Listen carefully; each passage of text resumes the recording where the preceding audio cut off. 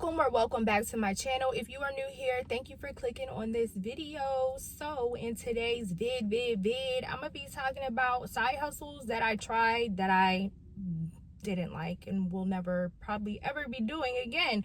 So if that's something that's an interest to you, then keep watching. First, I would like to give myself a hand clap, and I am clapping because I am posting this video and creating this video like 2 or 3 days after I posted my last video. I am trying to get out of the habit of posting once a week and then disappearing for a week or two. Like, I don't like that, and I know y'all don't like it either. Like, I'm trying to get better. I would love to do like 2 videos a week minimum, and then, you know, if I could throw in a third video, woo. So yeah, right now I'm just sitting in the parking lot and I just have my notebook, and this is where I really write down a lot of my thoughts and video ideas. And sometimes I do keep them in my other phone, but today I got my notebook, and whew, my notebook dusty. Y'all see all that dust? Whew. My bad, y'all. My bad. My edges get late. I decided to come on here and talk to y'all. So yeah. So a side hustle to me is pretty much anything that's outside of, you know, your normal 9 to 5. But some people, they don't work 9 to 5 and they only do side hustles. So I don't know if there's another term for it. I don't know. I just think it's just still called side hustle. But then again, some people could do side hustles as full-time jobs. Like, I don't know. That whole little thing confuses me. Just forget what I even was talking about. These are side hustles that I've tried that I probably never will do again.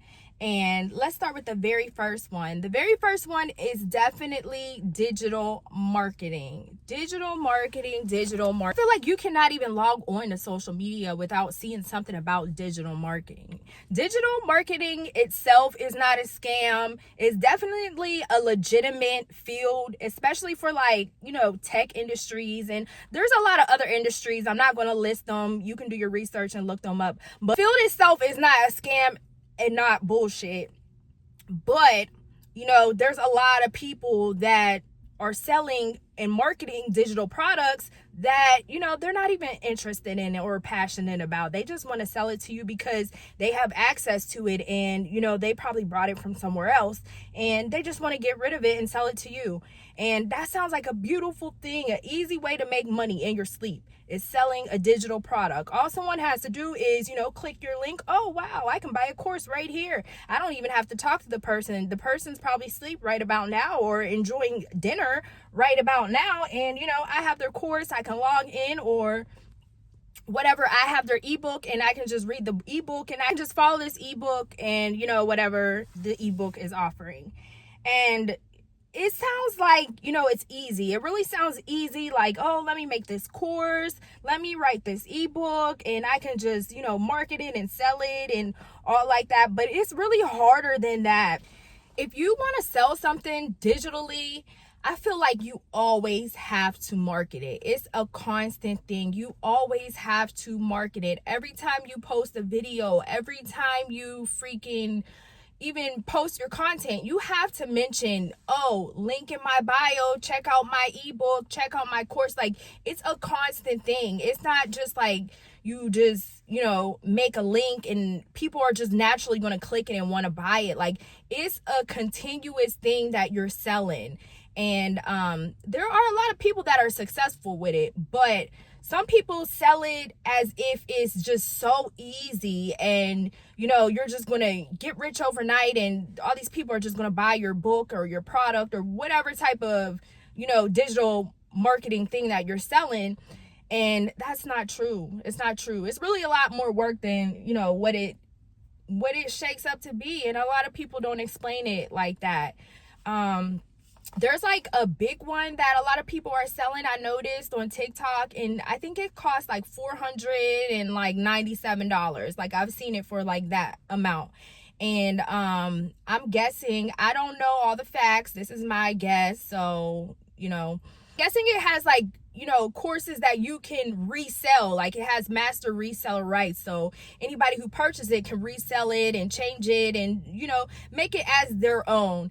And that's one reason why it costs so much, $497. And yeah, some people are selling those courses right now, and I just think that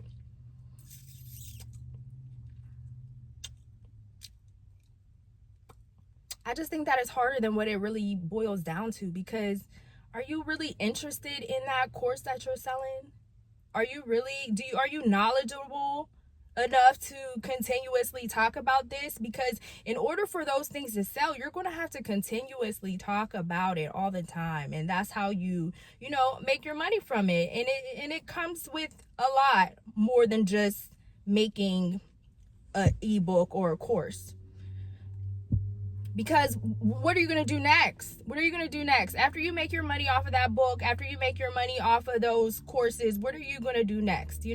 So it's just like, I feel like a lot of gurus are like finessing people with these ebooks and this, digital marketing stuff. Like, some of it is just repetitive information that you can get from anywhere. You can log on to YouTube and watch a video about it.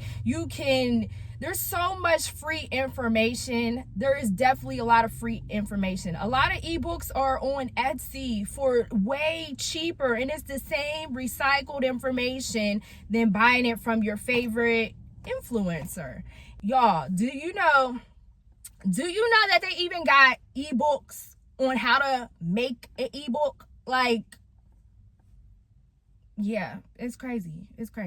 But it's just literally just a copy, paste, change this. Now I have an ebook. Like, I've tried to make an ebook, and I tried that formula, but I didn't buy it off of someone on there. I brought my ebook from Etsy, and it probably was like maybe $5.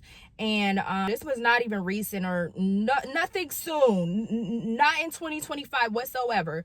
Definitely bought an ebook, and I was trying to resell it as my own, and I realized, this shit ain't selling. It's not selling. Like, this person said, if I get this and I can do this and I can do that and I can make this and I can make that, but it wasn't really what it cracked up to be. So that's something that I probably never would do again, is get into all that digital marketing. Next is definitely like gig work. Anything like Instacart, DoorDash, Uber Eats, I'm done. I can't do it. It's too much to make too less. And then it's just like something that, you'll never get rich from doing. It's to me, after doing it for as long as I did it for, it just came down to, this shit is a trap. Like, it's just really like a trap. Like, they just want you make money. You can make money, but you can't always make the same amount of money that you make.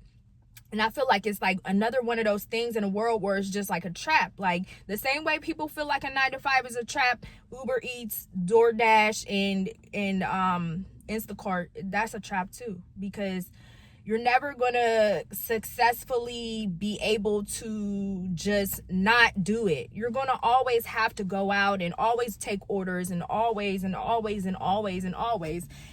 it's just a lot of wear and tear on your vehicle. It eats up a lot of your time.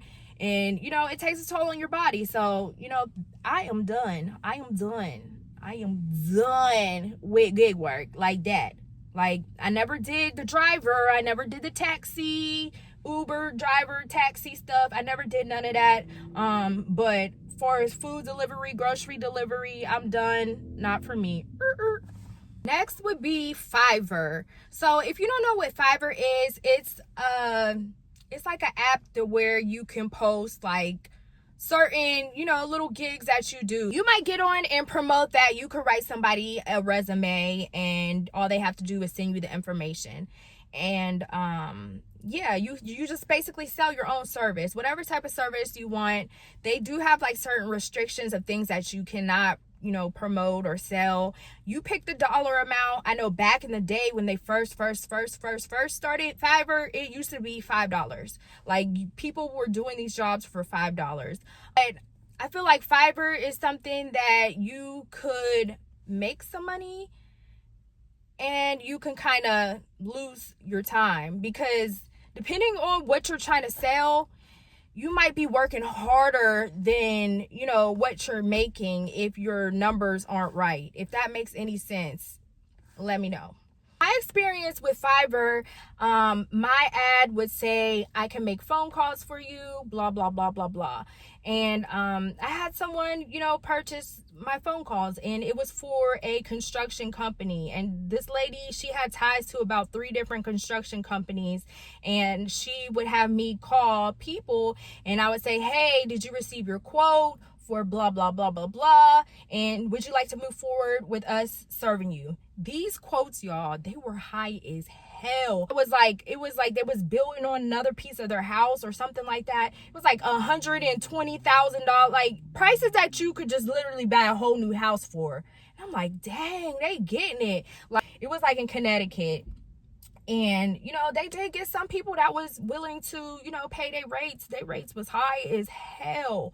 Bathroom remodels, like 90,000. Like, where I live, I can get a house for that much. You feel me? Like, but this for this lady for like probably about 4 weeks, and then one day she was just like, you know what?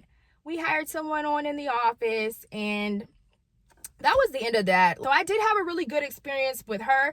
And then I got someone else who was trying to like scam me. And I was like, whoa, whoa, whoa. Like, they wanted me to pretend like I was somebody else. They wanted me to pretend like I was their sister so that they could move into an apartment, because they had some type, I forget what it was, but it was some scammy ass shit. And I just like, boop, I'm off.